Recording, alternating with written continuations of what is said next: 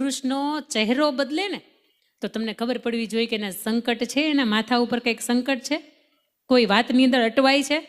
ક્યારેક પુરુષનો ચહેરો ફરે ને તો એને પૂછજો. અને આજ સુધીમાં મેં ટાલ પુરુષોને જ જોઈ, સ્ત્રીઓને ટાલ મેં જોઈ જ નથી. એનું કારણ મારી પાસે છે, આપું. અમે 2 થી 5 શું કામ કરીએ ખબર છે? બપોર વચ્ચે 2 થી 5 શું કામ કરીએ?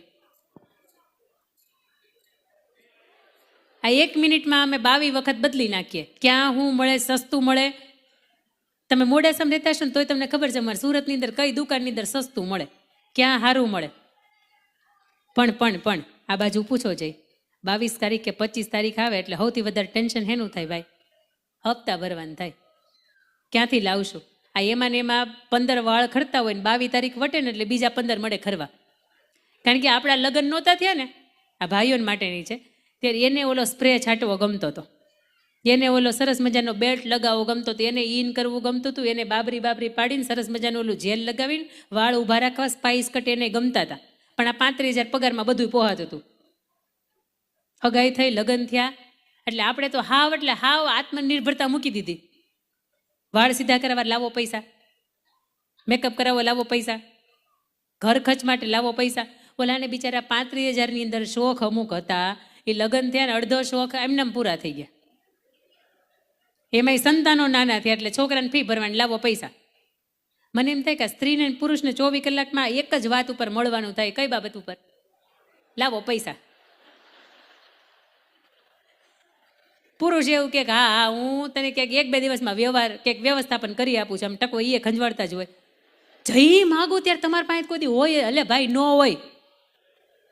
40-50,000 60,000 70,000 મહિને ઘરનો ખર્ચ એવડો લાગે છે. મા બાપના ખાટલા એટલા મોટા છે, મેડિક્લેમના અમારા બિલ ભરીને થાકી જાય, કેટલા પ્રીમિયમ ઊભા હોય. આ લાઇટ બિલ, ઘર બિલ, ઘરની અંદર આવનારા પાણી હોય એનું બિલ, આ કેટલા બિલ હજી એમાં બાકી રહી ગયું હોય તો આપણું મેકઅપનું બિલ.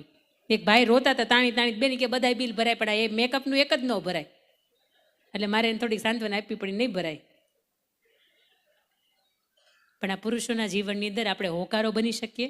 પુરુષોના જીવનની અંદર ક્યાંક અટવાય, ક્યાંક કરજની અંદર ઉતરી જાય તો તમને ને મને લગ્ન થયા હોય ને ત્યારે સરસ મજાના 10, 15 ને 20 તોલા ચડાવ્યું હોય હોનું, અને અત્યારે બરાબરનો ભાવે ઝાટકી નાખે ને એવો છે 1,40,000 એની માટે 100 રૂપિયા. એના જીવનની અંદર ક્યારેક કોક કરજનો સમય આવે, ક્યારેક ચડતી કે પડતીનો સમય આવે. એના જીવનની અંદર જ્યારે 2 લાખ રૂપિયા પધાર કમાય ને ત્યારે તમારા માટે જ વાપરે છે. પણ ઘરની અંદરથી મને એટલું 2 હાથ જોડીના મંચ ઉપરથી મારે કહેવું છે કે એના જીવનની અંદર જ્યારે અમુક પ્રશ્નો એવા આવે કે જે આર્થિક કટોકટીનો પ્રશ્ન છે, તે દિવસે 15 તોલા તમારા પાસે હોય ને તો હરખથી એને દઈ દેજો ને કહેજો કાં તો એને ગીરવે મૂકી આવો અને કાં તો એને વેચી રાખો. તમારા કાંડામાં જ્યારે તમારીની તાકાત થાય ને ત્યારે નવું મને કરાવી દેજો. પણ તમારું આ ઉતરી ગયેલું કે તમારું આ દાજી ગયેલું મોઢું છે ને મને મારાથી જોવાતું નથી. તમે જેમ 2 રોટલીની જગ્યાએ 1.5 ખાવ છો ને તો મને હું ખાઉં છું ને તો એનાથી લોહી નથી બનતું.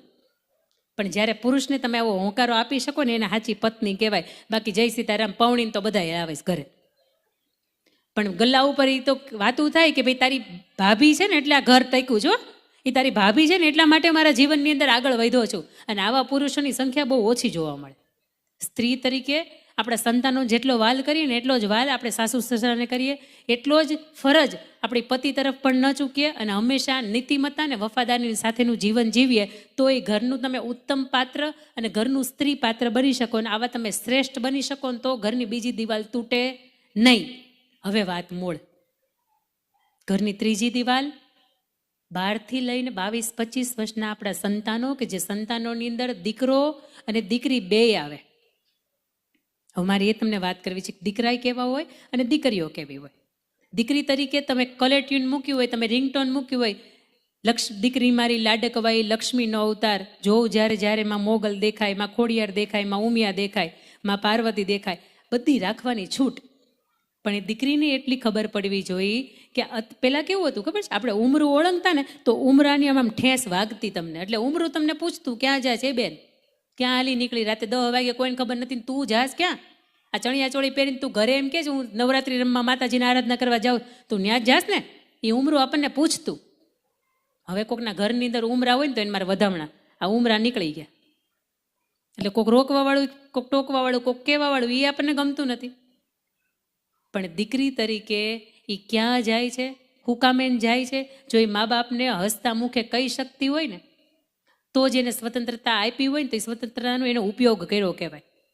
બાકી દીકરી આપણી કોલેજની અંદર ભણતી હોય, બાજુવાળાની દીકરીને એમ થાય કે મારે મારી દીકરીને કોલેજની અંદર મૂકવી છે, ભલે ને ભણે બિચારી, ભણશે તો બે કુળને ઉજારશે, મારે એને ભણાવી છે. પણ એમાંથી સંગત ફેર થાય. બાપનું મોઢું જોવાય રાજી ન હોય, બાપની પાઘડી ઉતારીને એના હાથને પગને આંગણે મૂકે કે બેટા હવે તો સમજી જા, એ સમાજ આપણો નથી, એ ઘર આપણું નથી, એ પરંપરા આપણી નથી, એ રીતિ રિવાજ આપણા નથી, બોલી આપણી નથી, ઘરનો પહેરવેશ આપણો નથી, ઘરનું ભોજન આપણું નથી, ક્યાંય એકે રીતે મેચ નથી થતું. તું એક વખત તો જો ખાલી મોઢું જોઈને થોડું મોહી જવાય, થોડીક અમારી આબરૂની કિંમત કર. અને તેથી દીકરી એમ કે નહીં મન તમે, હું તમને નથી ઓળખતી, હામાં કેસ મારે, હામાં કેસ મારે.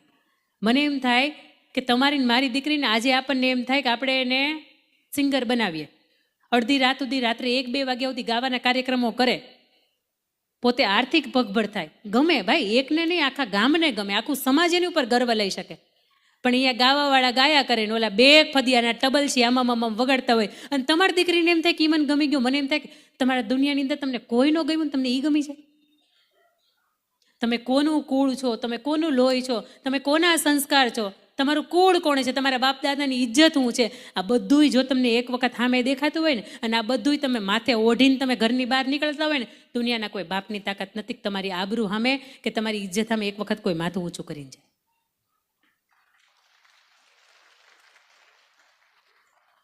સમાજની અંદર આજે પણ કેટલાય તે રોકટોક લાગે છે ને, એનું કારણ સમાજમાં બનતી અમુક ઘટનાઓ છે.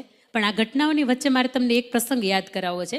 2023ની અંદર ભાવનગરની અંદર સુભાષનગરની અંદર ઝીણાભાઈ ભરવાડને ઘેર એક જાન આવે, અને એ દીકરીના અને દીકરાના બેના લગ્ન હોય, અને એ દીકરીના લગ્ન જેવા આવે અને જાન ઢબક ઢબક ઢબક કરતી માંડવે આવે, એ પેલા દીકરી હેતલબેનના પ્રાણ પંખેડા ઉડી જાય.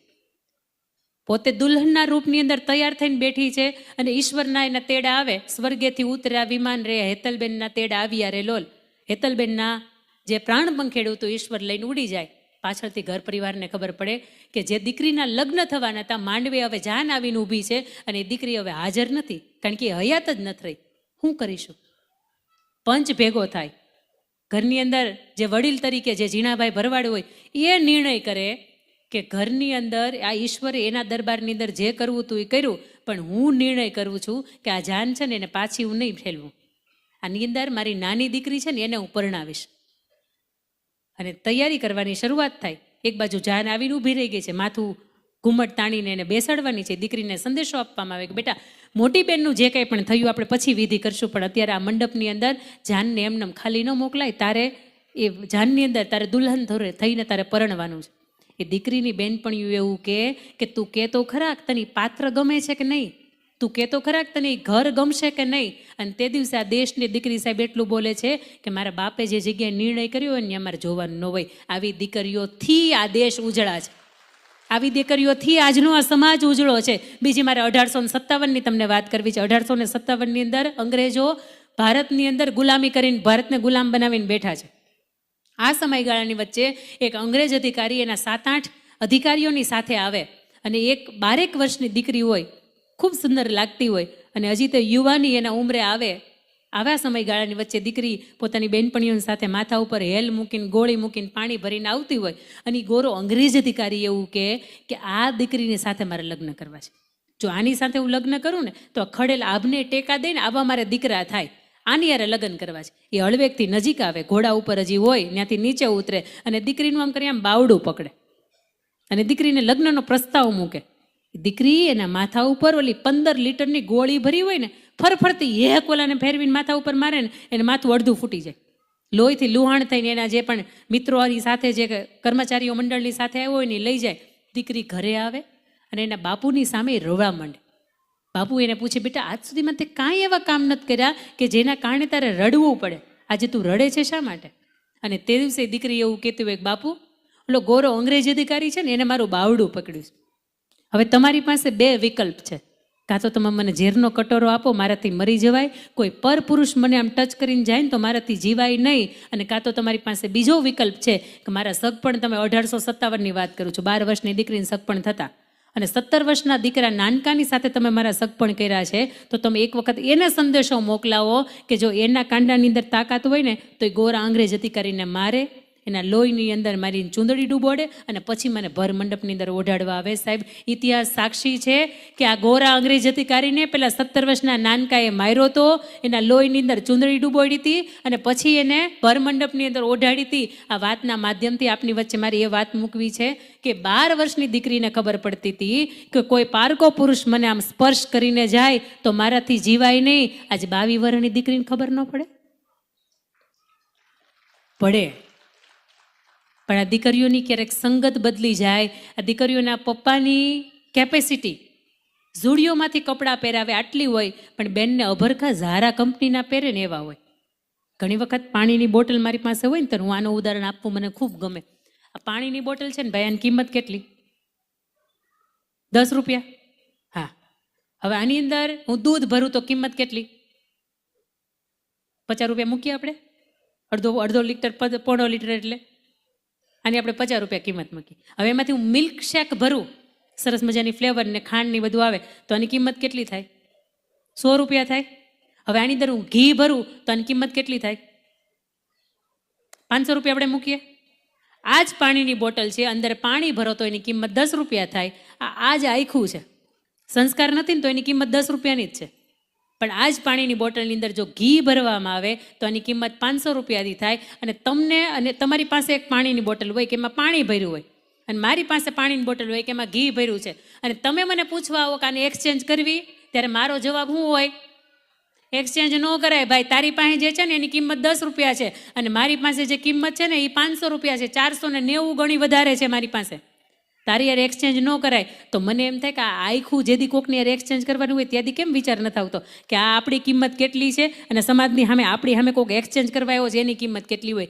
ન્યા કેમ એમ થાય કે હાલ ભાઈ તું એક જ પ્રશ્ન મૂક્યો છે, તે એક જ પ્રસ્તાવ મૂક્યો, તે એક જ પ્રપોઝ કર્યો છે, તું મને ખાલી એમ કે હું તને બહુ પ્રેમ કરું છું, હું તારી યાર હાલતી થઈ જાઉં ને, આવા મારા કુળના સંસ્કાર કે આવા મારા મા બાપે મને સંસ્કાર આપ્યા નથી. આટલી હલકાઈ મારી અંદર બિલકુલ નથી. અને સંગત ફેરથી મને એટલી ખબર પડે કે સંગત ફેર 2 કલાકની, 5 કલાકની, 15 દિવસની થાય તો એ 15 દિવસની અંદર તમને 2 મહિનાથી જે પ્રેમ કરતું હોય એ પ્રેમ દેખાય. અને મા બાપ મરી ગયા બિચારા 20 વર્ષના, તમને પેટે પાટા બાંધીને, એની પાસે નહોતું તેથી એણે તમને શ્રેષ્ઠ આપ્યું છે. એની પાસે સગવડતા નહોતી છતાંય તમને શ્રેષ્ઠ આપ્યું છે. આટલો મા બાપનો 20 વર્ષનો પ્રેમ તમને પ્રેમ કાં ન દેખાય? એક દીકરી તરીકે હંમેશા આપણી ફરજ પડે કે બાપનું નામ કોક ઊંચા અવાજથી લે ને તો એને રગદોળી નખાય, એને માટીની અંદર મેળવી દેવાય, પણ મારા બાપની વિરુદ્ધમાં જાય ને એને જીવતોય ન મુકાય. આવી ખાનદાની ને આવું ચરિત્ર ઉજળું હોય ને તો તમે દીકરી કહેવાને લાયક બને.